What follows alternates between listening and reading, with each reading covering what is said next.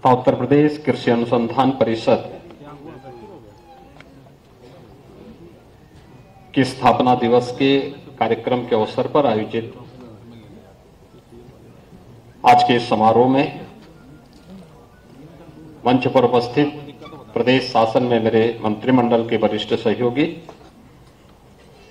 प्रदेश के कृषि और कृषि शिक्षा विभाग के मंत्री श्री सूर्य प्रताप शाही जी, सूक्ष्म लघु और मध्यम उद्यम विभाग के मंत्री श्री राकेश सचान जी, कृषि विभाग के राज्य मंत्री श्री कुलदीप सिंह ओलख जी, उत्तर प्रदेश कृषि अनुसंधान परिषद के अध्यक्ष कैप्टन विकास गुप्ता जी,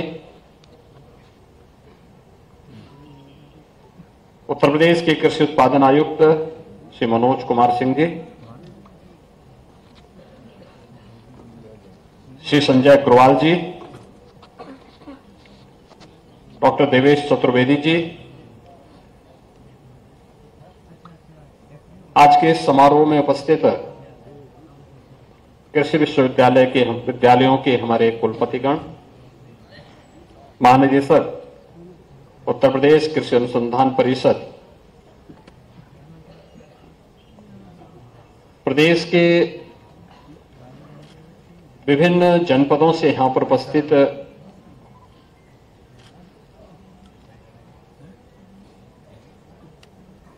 सभी एफपीओज, कृषि विज्ञान केंद्र के प्रभारीगण, प्रगतिशील हमारे अन्नदाता किसान और अन्य उपस्थित भाइयों बहनों, मैं सबसे पहले कृषि विभाग को अंतर्राष्ट्रीय मिलेट वर्ष 2023 के उपलक्ष्य में उत्तर प्रदेश मिलेट पुनरुद्धार कार्यक्रम के अंतर्गत इस श्री अन्न महोत्सव के लिए हृदय से बधाई देता हूं।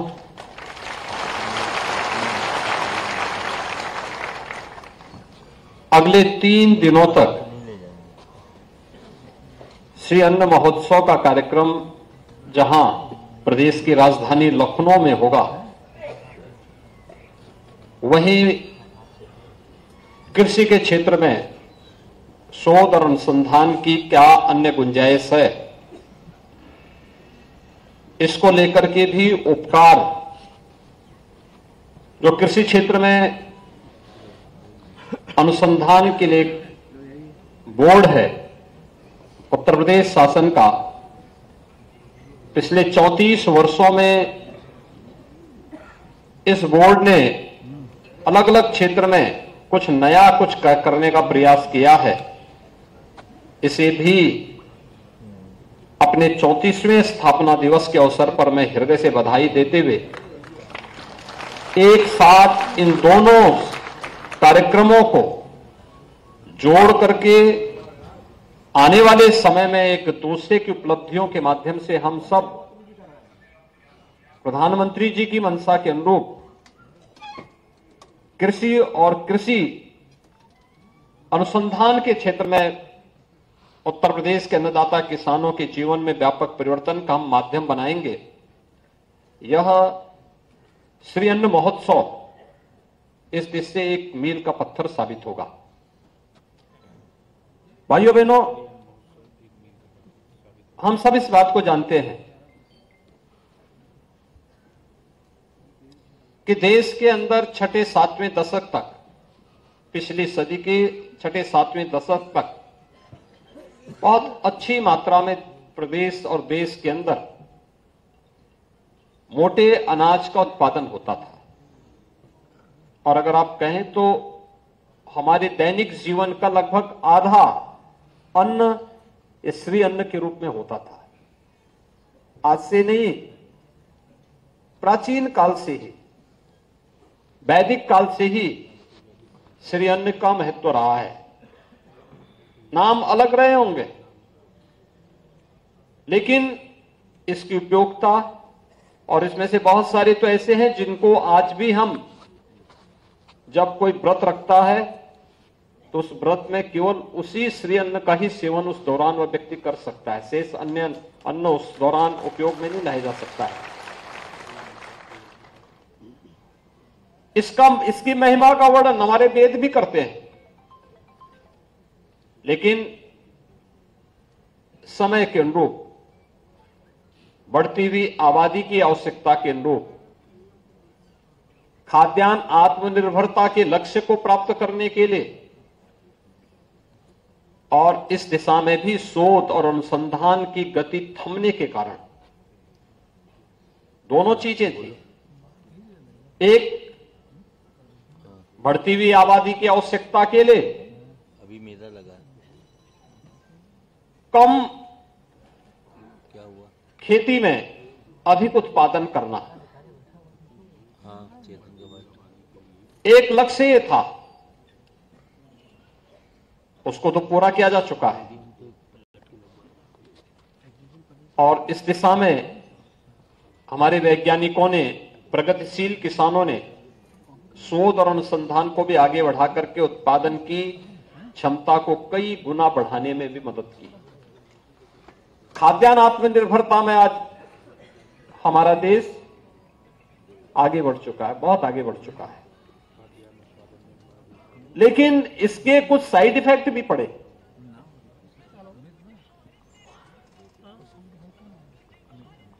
हम सब इस बात को जानते हैं, पंजाब के अंदर एक ट्रेन ही चल गई कैंसर ट्रेन के रूप में।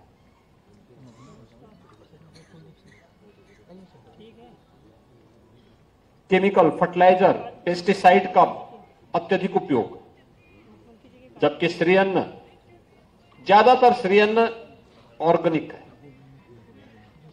कम पानी की आवश्यकता है। इसमें शोध करके इसमें बहुत कुछ हम आगे कर सकते थे। कैसे कम क्षेत्र में उत्पादन को बढ़ाया जा सकता है, कैसे ज्यादा लंबी फसल है तो उसको थोड़ा सा छोटा करके उत्पादकता को बढ़ाने में हम कैसे सहायक हो सकते हैं, फसल को तैयार होने में लगने वाला समय को कम करने में कैसे मदद की जा सकती है। ये बहुत सारी चीजें थी जिसमें आज नए शोध को आगे बढ़ाने की आवश्यकता है। हम सब आभारी हैं प्रधानमंत्री मोदी जी के, जिन्होंने एक पक्ष ये दिया कि आज कम से कम पिछले 3 वर्ष के अंदर,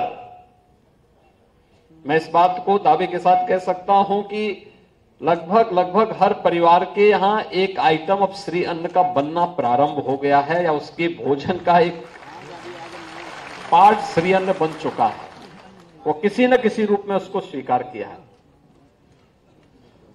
और दूसरी तरफ मैं भारत की और खासतौर पर प्रदेश की उन संस्थाओं का, बहनों का और माताओं का मैं हृदय से आभारी हूं, जिन्होंने इसमें भी नई नई आइटम बनाना शुरू किया है। अभी हम देख रहे थे जो एग्जीबिशन बाहर लगी हुई है, मिलेट से बने हुए बिस्किट भी थे, नमकीन भी थे, और भी लड्डू भी थे, और भी तमाम चीजें उसमें बनी हुई थी। यानी जो रुचि वर्धक हो सकती है। पहले जब बनाते थे तो लोग उसको बहुत ही बेतरतीब तरीके से बनाते थे, देख करके भी कोई खाना नहीं चाहता था। लेकिन अब जो बना रहे हैं उसको देख करके कोई व्यक्ति सहसा ही उसकी तरफ आकर्षित हो जाएगा। यानी जैसा प्रोडक्ट आप परोसेंगे और उसका प्रचार प्रसार करेंगे, लोग उसको उसी प्रकार से स्वीकार भी करेंगे। और मुझे लगता है कि वह अब इस दिशा में जो प्रयास प्रारंभ हुआ है, उसी को ध्यान में रख करके आज यहां पर बहुत सारे इस फील्ड में जो कार्य करने वाले संस्थान हैं, कृषक उत्पादक संगठन है, एफपीओस हैं, जिनको आज यहां पे सम्मानित किया गया। ऐसे 35 चयनित कृषक उत्पादक संगठनों ने उत्तर प्रदेश के अंदर मिलेट के प्रमाणीकरण और उसके बीज उत्पादन और प्रोत्साहन के लिए कार्य किया है। इसके लिए उनको 4 लाख रुपए की सहायता यहां पर प्रदेश शासन की ओर से उन्हें उपलब्ध कराया जा रहा है। मैं इन सभी का हृदय से अभिनंदन करता हूं और उनके प्रति अपनी शुभकामनाएं देता हूं। कृषि विज्ञान केंद्रों ने भी मिलेट प्रसंस्करण के लिए कुछ कार्य प्रारंभ किए हैं। कुछ ने बहुत अच्छे काम प्रारंभ किए हैं, कुछ को यहां पर नए तरीके से उन्हें उपकरण आदि के लिए भी सहायता दी जा रही है। 95 लाख रुपए प्रति कृषि विज्ञान केंद्र, 5 ऐसे कृषि विज्ञान केंद्रों को आज यहां पर इस सहायता प्रदान की गई है, जिसमें कृषि विज्ञान केंद्र झांसी है, ललितपुर है, बांदा है, हमीरपुर है और गाजीपुर है। इन्हें 95 लाख रुपए प्रति कृषि विज्ञान केंद्र, यह उन्हें सहायता मिलेट के प्रसंस्करण केंद्र स्थापित करने के लिए यह सहायता यहां पर उपलब्ध कराई गई है। प्रदेश के अंदर कुछ हमारे कृषक उत्पादक संगठन एफपीओस और केवीके कुछ ऐसे हैं जिन्होंने अधिक से अधिक किसानों को इस दिशा में प्रशिक्षित करके प्रोत्साहन दिया है। उनको भी आज यहां पे सर्टिफिकेट उपलब्ध करवाए गए हैं और पीओएस मशीन के माध्यम से भी, जो आपने देखा होगा पिछले 2 वर्ष से हम लोग मिनी किट उपलब्ध करवा रहे हैं, मिलेट के मिनी किट। और मैं तो इस मामले में ये भी कहूंगा, मैंने कृषि विभाग से गत वर्ष भी कहा था, मैंने कहा था अगर हम बीज के किट उपलब्ध करा रहे हैं, उन किसानों को हमें प्रशिक्षण भी देना चाहिए, लेकिन जितना हम इस वर्ष उनको बीज दे रहे हैं, अगले वर्ष उनसे उतना बीज जरूर लें और फिर उसके अगले वर्ष हम उससे दुगने किसानों को फिर यह बीज उपलब्ध करवाएं। हमें केवल देना ही नहीं है, उनसे लेकर के अन्य लोगों को भी लाभान्वित करवाना चाहिए। ज्यादा संख्या में लोग उससे लाभान्वित हो पाएंगे, हम ज्यादा कवर कर पाएंगे लोगों को। और मुझे लगता है कि जो व्यक्ति लेने वाला है उसके मन में भी यह भाव होना चाहिए कि हां, मैंने लिया था तो मैंने वापस भी कर दिया, शासन को, सरकार को वापस भी कर दिया है, जिससे हम अधिक से अधिक लोगों को इस प्रक्रिया के साथ जोड़ सकेंगे। और आज यह भी यहां पर देखने को मिला है। सबसे अच्छी बात है कि इसमें लोगों की जागरूकता बढ़ी है। यानी कुछ चीजें ऐसी थी जो हम लोग बचपन में बहुत देखे थे। उत्तराखंड में मेरा जन्म हुआ था तो मैंने वहां पे इस चीज को देखा था। जितने भी मिनट थे, मोटा अन्न था, कम सिंचाई वाले स्थानों पर तो हम लोग देखते थे कि ज्यादातर इसी की खेती होती थी। लेकिन पिछले 20, 25, 30 वर्षों से हम लोग देख रहे थे कि सब बोना बंद हो गया था। बाजरा बंद हो गया था, ज्वार बंद हो गया था, मड़ुआ बंद हो गया था, सांवा बंद हो गया था, कोदो, काकुल, कुटकी, चेना, कुट्टो या रामदाना, ये सब मैं तो ये देखता था वहां पे कि ये जितने भी श्री अन्न है, वहां पे लोग पैसा नहीं, अगर कोई सामान उनको खरीदना होता था, मीठा है, नमक है, कोई चीज खरीदना होता तो यही वो देते थे दुकान में। दुकान से फिर उनको सामान, इसके बदले में ये सामान वापस मिल जाता था। यानी जो किसान के पास है, किसान वह देगा, और जो व्यापारी के पास है, व्यापारी से वह अपनी आवश्यकता के अनुरूप वह सामान खरीद लेता था। आज भी गांव में इस प्रकार की प्रथा है। गांव में जो हॉट लगते हैं, गांव के बाजार लगते हैं, वहां पे हम लोग इस बात को देखते हैं। गांव की अर्थव्यवस्था कैसे आगे बढ़ती है, वह इसका एक बेहतरीन उदाहरण था। लेकिन ये फिर से अब किसानों की जागरूकता इसमें बढ़ी है। और इसमें आपने देखा होगा कि पिछले 6-7 वर्षों में ही कितने दाम बढ़े हैं। इसके प्रति शासन की जागरूकता किस रूप में है, या हम लोग जो हमारी खरीफ की फसल है, इसमें जो एमएसपी ही अगर आप देखेंगे, बाजरा में 14-15 में कुल एमएसपी इसका जो मिलता था 1250 रुपए था। आज इसका 2500 रुपए, यानी दोगुना दाम हुआ है। ज्वार इसकी कीमत 2014-15 में थी 1530 रुपए प्रति क्विंटल और आज इसके दाम है 3180 रुपया, यानी 1650 रुपये अधिक इसके दाम बढ़े हैं। रागी ये 1550 रुपये 2014-15 में इसके दाम थे और आज हैं 3846 रुपये, यानी 2296 रुपये अधिक इसमें प्रति कुंटल दाम मिल रहा है। ऐसे मकई में 1310 रुपये प्रति कुंटल था 2014-15 में, आज है 2090 रुपया। मूंगफली 4000 रुपये प्रति कुंटल था, आज है 6377 रुपये प्रति कुंटल। और उड़द 4350 रुपये से बढ़कर के आज 6950 रुपये, यानी 2600 रुपये प्रति कुंटल की बढ़ोतरी हुई है, जिसमें किसान सीधे सीधे लाभ प्राप्त कर सकता है। अब इसमें सभी लोग मिलकर के काम करें। मैंने देखा हमारे कृषि विश्वविद्यालयों ने रुचि ली, तो कृषि विज्ञान केंद्र यानी कृषि विश्वविद्यालयों ने रुचि ली तो कृषि विज्ञान केंद्रों में काफी सुधार हुआ है। नहीं तो 2014 तक 2017 में जब सरकार हमारी बनी थी, हम लोग देखते थे कि बामुश्किल 1 दर्जन भी कृषि विज्ञान केंद्र उत्तर प्रदेश में ऐसे नहीं थे जिनको हम देख सकते थे। वे बंजर भी उनके सामने शब्द कहना बेकार था। लेकिन आज ज्यादातर कृषि विज्ञान केंद्र अच्छा कार्य कर रहे हैं और एक नई प्रतिस्पर्धा उनमें खड़ी हुई है। मैं इसके लिए अपने कृषि विश्वविद्यालयों का हृदय से अभिनंदन करूंगा कि जो चारों हमारे राज्य की कृषि विश्वविद्यालय हैं, इन्होंने इस दिशा में अच्छा प्रयास किया है और उन्होंने रुचि ली, एक कुछ नया करने का प्रयास किया है। और मैंने इसीलिए कृषि विभाग से कहा है कि उपकार जैसी संस्था का भी हमें उपयोग करना चाहिए।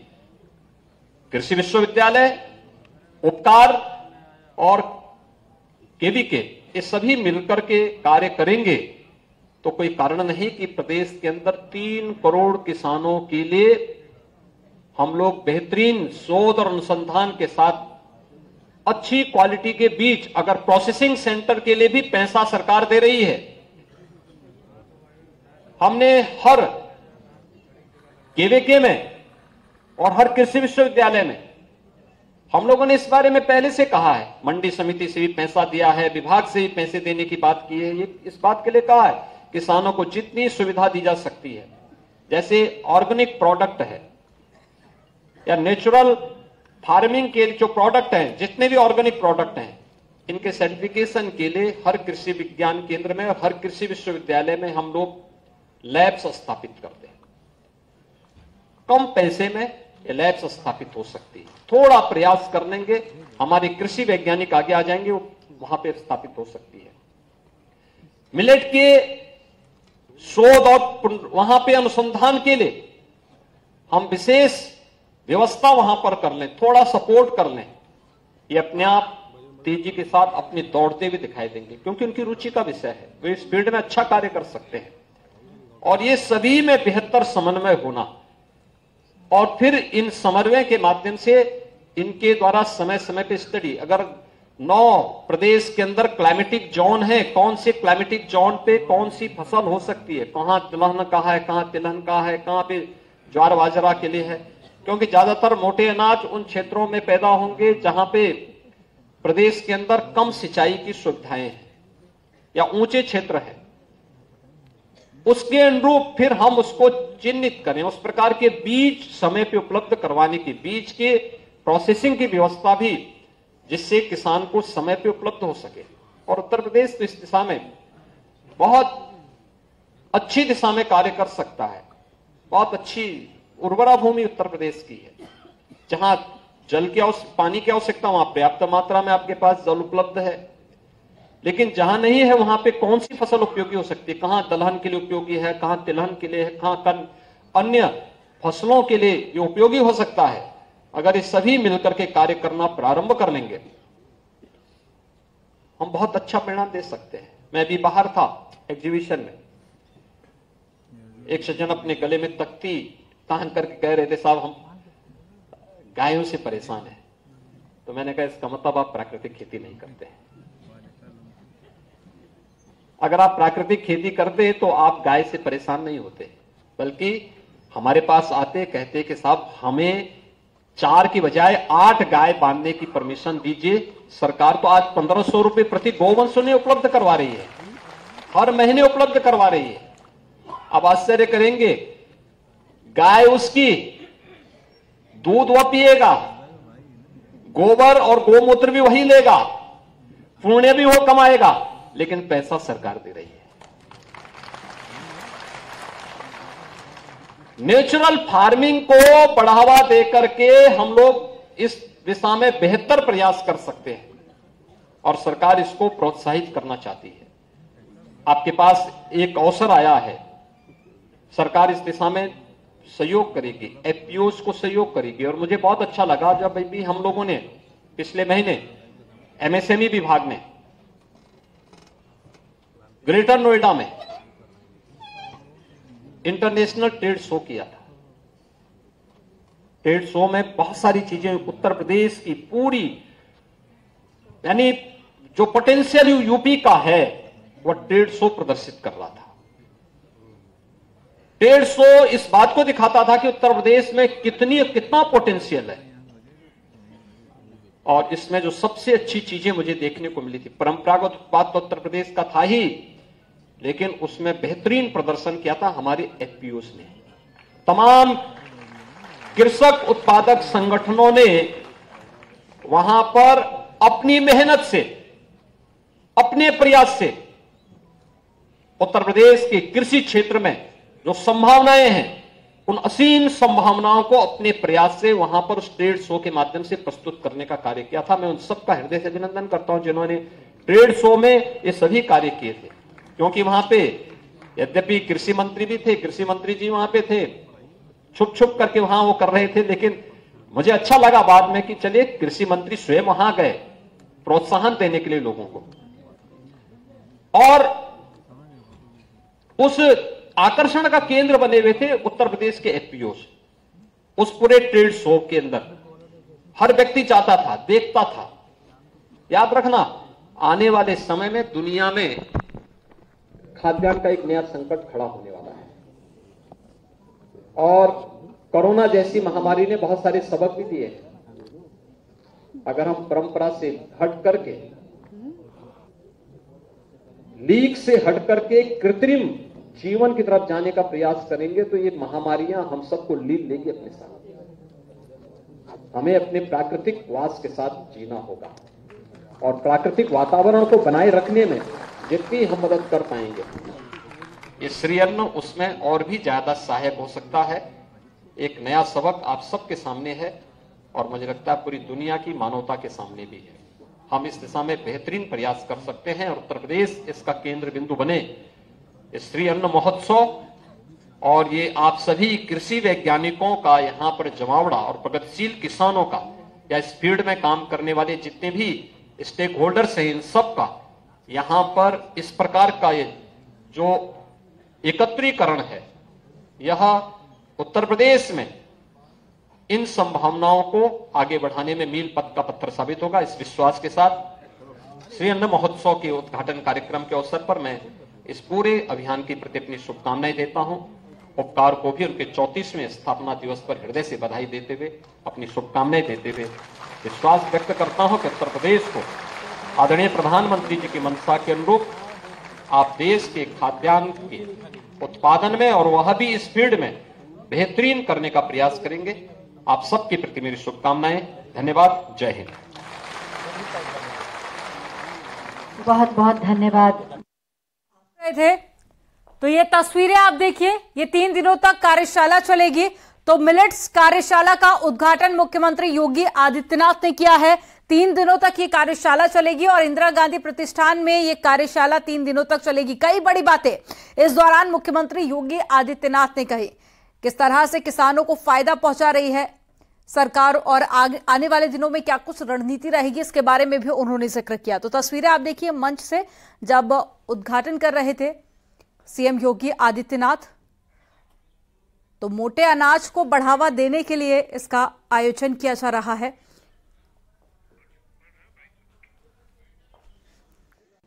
हम सब इस बात को जानते हैं कि देश के अंदर छठे सातवें दशक तक, पिछली सदी के छठे सातवें दशक तक बहुत अच्छी मात्रा में प्रदेश और देश के अंदर मोटे अनाज का उत्पादन होता था। और अगर आप कहें तो हमारे दैनिक जीवन का लगभग आधा अन्न श्री अन्न के रूप में होता था। आज से नहीं, प्राचीन काल से ही, वैदिक काल से ही श्री अन्न का महत्व रहा है। नाम अलग रहे होंगे, लेकिन इसकी उपयोगिता, और इसमें से बहुत सारे तो ऐसे हैं जिनको आज भी हम, जब कोई व्रत रखता है तो उस व्रत में केवल उसी श्री अन्न का ही सेवन उस दौरान वह व्यक्ति कर सकता है। शेष अन्य अन्न उस दौरान उपयोग में नहीं लाया जा सकता है।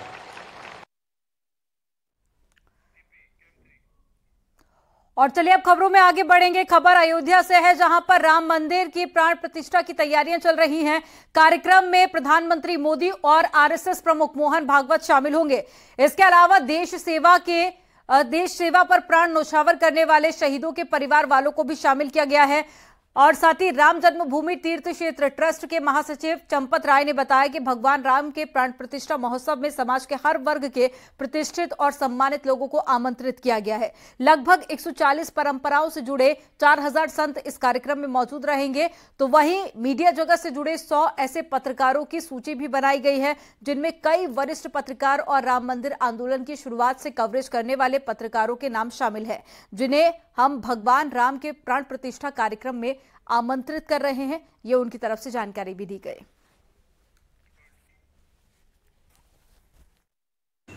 प्राण प्रतिष्ठा की तारीख 22 जनवरी 2024 घोषित हो गई है। भारत के माननीय प्रधानमंत्री नरेंद्र भाई मोदी जी ने 22 जनवरी को अयोध्या में रहना प्राण प्रतिष्ठा के स्थान पर रहना, उसकी जो भी पूजन विधि होगी उसमें जो उनसे कहा जाएगा उसे करना, ये उन्होंने स्वीकार कर लिया है। राष्ट्रीय स्वयंसेवक संघ के परम पूजनीय सरसंघ चालक डॉक्टर मोहन राव भागवत, वो भी यहाँ 22 जनवरी को प्राण प्रतिष्ठा के अवसर पर प्रधानमंत्री जी के साथ सभी पूजन विधि में भागीदारी करेंगे, उपस्थित रहेंगे।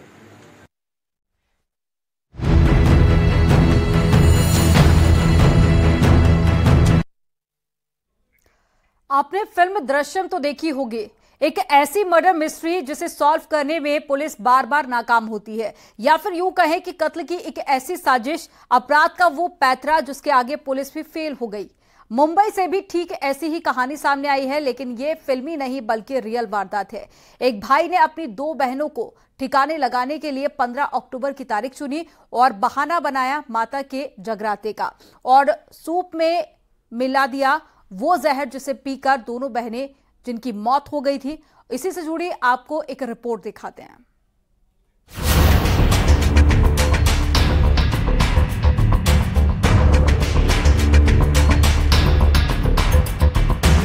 53 बार देखी दृश्यम, 2 बहनों का किया कत्ल।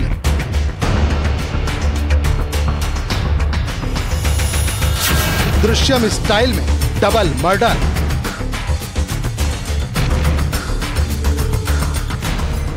क्राइम की दुनिया में तमाम तरह के अपराधी पुलिस के हत्थे चढ़ते हैं, लेकिन इन्हीं में से कुछ कातिल होते हैं सबसे शातिर और सबसे तेज दिमाग वाले। एक ऐसे ही कातिल से मुंबई की रायगढ़ पुलिस का जब सामना हुआ तो केस को सॉल्व करने में बड़े बड़े अफसरों का माथा घूम गया।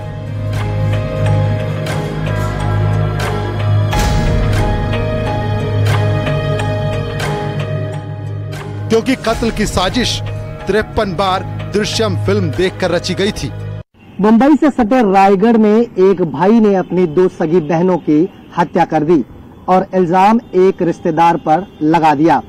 पुलिस को भी शुरुआत में लगा कि रिश्तेदार ने ही बहनों को जहर देकर उनकी हत्या की है, लेकिन जब जांच आगे बढ़ी तो ये पता चला कि भाई ने दृश्यम फिल्म देख करके हत्या करने की आइडिया जुटाई थी और उसने अपने खिलाफ तमाम सबूत भी मिटा दिए थे और हत्या का इल्जाम रिश्तेदार पर डाल दिया था। पालघर में वन विभाग में क्लर्क की दोनों बहनों की शादी नहीं हुई थी। ये बात अक्सर उसे परेशान करती थी। वो इस बात से परेशान भी था कि सारी तनख्वाह बहनों पर ही खर्च हो जाती है, फिर बचेगा कब और क्या। इसके बाद उसने दृश्यम फिल्म से आइडिया लेकर बहनों को जान से मारने की योजना बनाई और पुलिस से कहा कि रिश्तेदार ने पीने के पानी में जहर मिलाकर उसकी बहनों को मार डाला। 15 ऑक्टोबरला एकाच घरातल्या 2 सख्या बहिणी आहेत, त्यांना पॉइझनिंग झालेलं होतं। 16 तारखेला त्यातली एक बहीण जी आहे तिची डेथ झाली आणि त्याच्यानंतर दुसऱ्या बहिणीची पण डेथ झाली।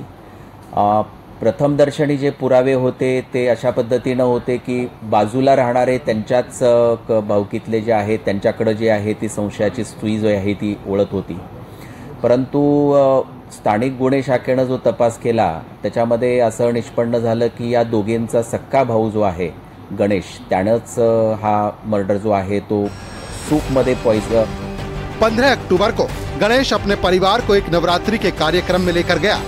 उसे पता था कि अगर पालघर में उसने बहनों की जान ली तो उस पर ही शक जाएगा, इसीलिए उसने रेवदंडा में उनकी हत्या कर इल्जाम रिश्तेदार पर लगा दिया। उसने बहनों के लिए सूप बनाया और उसमें जहर डाल दिया। इसके बाद उसने मां से पीने का पानी लाने को कहा। इधर भाई जहर देकर नवरात्रि के कार्यक्रम में चला गया। सूपमध्ये पॉइझन टाकून केलेलं आहे। तपासामध्ये हे लक्षात आलं की त्यांनी गुगलवरती अनेक अशा साइट्स सर्च केलेल्या आहेत की ज्यामध्ये कोणत्या प्रकारचं पॉइझन द्यायला पाहिजे, कोणत्या पद्धतीचं जे पॉइझन आहे, स्वीट आहे म्हणजे किंवा टेस्टलेस आहे, कुठलं टाकलं पाहिजे, किती प्रमाणात टाकलं पाहिजे, ते कुठं मिळतं, अशा पद्धतीचे अनेक सर्च आपल्याला ते जे आहेत तर ते त्याच्यामध्ये बघायला मिळाले साधारणतः। उधर बहनों की तबीयत बिगड़ने लगी। कुछ देर बाद ही बहनों का फोन आया कि उनकी तबीयत खराब हो रही है। गणेश जानबूझकर देर से घर पहुंचा और फिर उनको अस्पताल ले गया। पुलिस ने सीसीटीवी फुटेज देखी तो पता चला कि वही पानी तो बाकी लोगों ने भी पिया था, लेकिन किसी को कोई दिक्कत नहीं हुई। पुलिस को आशंका हुई और जांच की गई तो पता चला कि कुछ दिन पहले गणेश का अपनी बहनों से झगड़ा हुआ था। पुलिस ने उसका फोन चेक किया तो उसने 11 से 14 अक्टूबर के बीच जहर के बारे में खूब सर्च किया था। बस यहीं से इस केस में नया मोड़ आ गया। पुलिस ने जब आरोपी भाई के फोन की गहनता से जांच की तो पता चला कि उसने 53 बार जहर शब्द सर्च किया। इतना ही नहीं, आरोपी ने कबूल किया कि दृश्यम फिल्म देखकर उसे कत्ल का आइडिया आया। 11 ऑक्टोबर ते 14 ऑक्टोबरच्या दरम्यान हे सर्च झाले होते आणि 15 तारखेची ही घटना घडलेली होती। हा जो गणेश आरोपी आहे या सख्या भावानं म्हणजे काय की जो पोलिसांचा संशय बाजूच्या घरामध्ये राहणाऱ्या व्यक्तींवरती वळवण्यासाठी अनेक प्रयत्न केले, त्यासाठी त्यांनी त्यांची नावं घेतली। त्यानंतर आईला पण असं सांगण्यात आलं की बाबा की जिथे पाणी ठेवलेलं होतं त्या पाण्यामध्ये पॉइझन टाकलेलं आहे आणि बाजूच्या व्यक्तीने टाकलेलं अशा पद्धतीनं ते हे तयार करण्यात आलं। परंतु त्याचं जे हे होता की नंतर लक्षात आलं की सूप पिऊनच मृत्यू आलेला आहे आणि मग लक्षात आलं की सूप जे आहे तर ते त्यानेच बनवलेलं होतं आणि त्यांनी सर्व केलेलं होतं। जानकारी के मुताबिक गणेश के पिता वन विभाग में अधिकारी थे। एक्सीडेंट में उनकी मौत हो गई थी। इसके बाद परिवार में उनकी नौकरी पर कौन दावा करेगा, इस पर विवाद हुआ था। मां ने बेटियों को सपोर्ट किया था। आरोपी अपनी बहनों से परेशान हो गया था। उसे अपनी सैलरी उन पर खर्च करनी पड़ती थी। उसे इस बात का भी डर था कि वो पिता की संपत्ति पर दावा कर सकती हैं। बस इसी डर से उसने कत्ल की साजिश रची। फिलहाल पुलिस ने आरोपी को गिरफ्तार कर लिया है। Bureau report, news 18।